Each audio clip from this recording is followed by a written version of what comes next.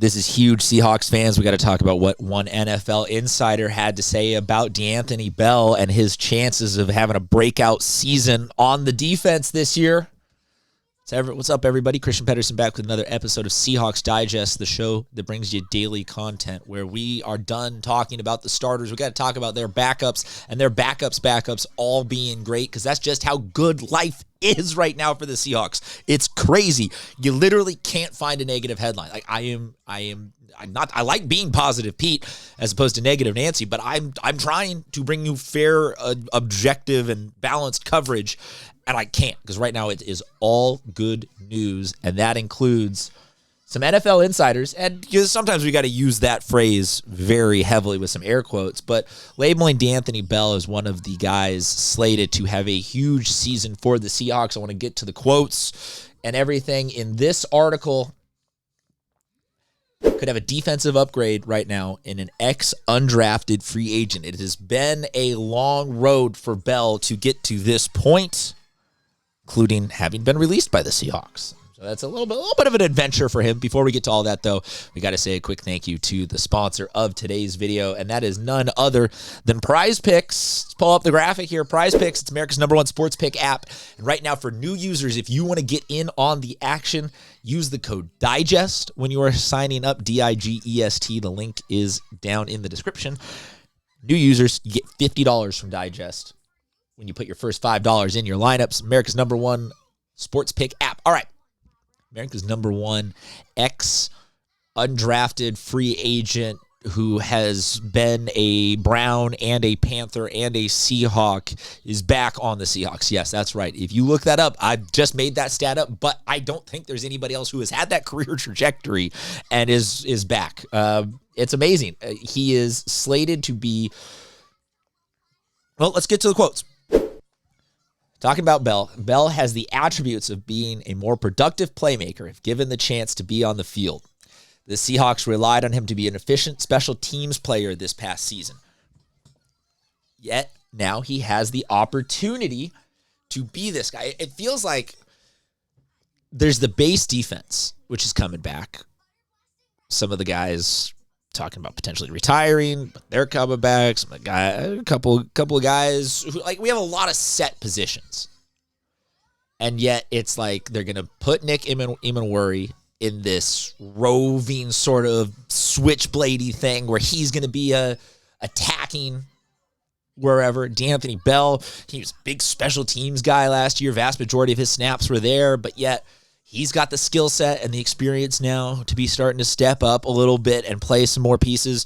So it's like layers of defensive success right now. Not only is the base fundamental pieces of the death zone defense, as it has been dubbed, coming back, but now there's going to be these other little playmakers where it's kind of interesting in football to me. You can have like two versions of playmakers. You can have the guy who's actually, in the trenches fighting every time, making 10, 20 good plays a game where it helps overarchingly be like the base blocks of a pyramid. And then you can have some of those guys where it's like, really, he only had 3 or 4 good plays all season, but they were the 3 or 4 big, huge moment type things where it's like, nobody expected D'Anthony Bell to get that interception or come up with that big open field tackle or get that, they sent him on a blitz from the edge and he came up with you know what I'm saying? I'm not predicting that any of those 3 specific things will happen, but it kind of feels where we're coming at. They have him slated to be backing up Ty Okada at strong safety, but the multiple safety formations that's what I'm saying. Like, they have these guys who I think are going to fit really perfectly into the smaller spots that's where are we at? Where we have our backups being great players, but that's where we're at. Is this defense it's slated to have another huge year. I keep trying to not come on here and say, we're going to be better this year. We're going to be better this year. We're going to be better this year. But yet, I keep coming up with no reason that we're not going to be better this year. They talk about needing to replace Kobe Bryant and Arik Woolen. Those are people who again, it's like it could be a little bit of a cornerback situation. He could be at a different safety spot. He could just be on the 3 deep. It's a really nice thing because to me, this also, if Bell is going to come in and, maybe he's like splitting time with Bud Clark. Maybe he's splitting time with Rodney Thomas. But sometimes it's not even about the big play.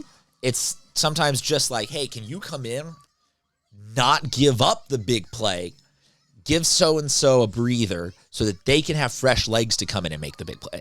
And that's where I think a lot of defenses really run into a problem in the NFL is like you may have, when your starting 11 are out there, like an elite figured-out defense, but then as soon as a team makes an adjustment and forces you to switch personnel or someone gets tired or someone gets a stinger in their hip or something like that, you start moving pieces and then things really fall apart. That's where the Seahawks, I think, are going to really put the screws to team this year is guys like this who can come in, get 100 snaps this season, but play with no downside and not succumb to the moment. Bell has been on a couple of teams now, undrafted free agent, spent time with the Browns, around Myles Garrett. That was a really good defense that he was a part of, although we now as a show hate Myles Garrett and dismiss his talent and quality. But then it was in Carolina, where he got a feel for what a hungry team is. He's had some experience here in Seattle, where he knows what a Super Bowl standard of work ethic is, and I think that all combines for a guy who he's kind of like, to me, this is the way that George Holani on the offensive side is that guy where you're like, maybe the ceiling isn't all that high, but the floor is not that low. So I'm ready to ride with him. That's my vibes that I've got here. Let me know what you think.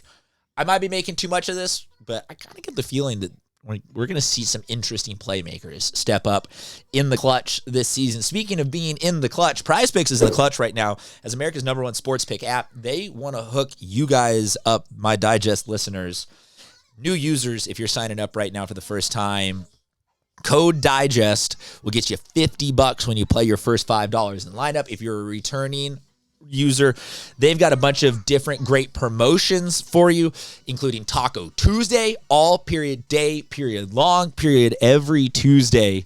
PrizePicks is hooking it up. Their board is serving discounted projections.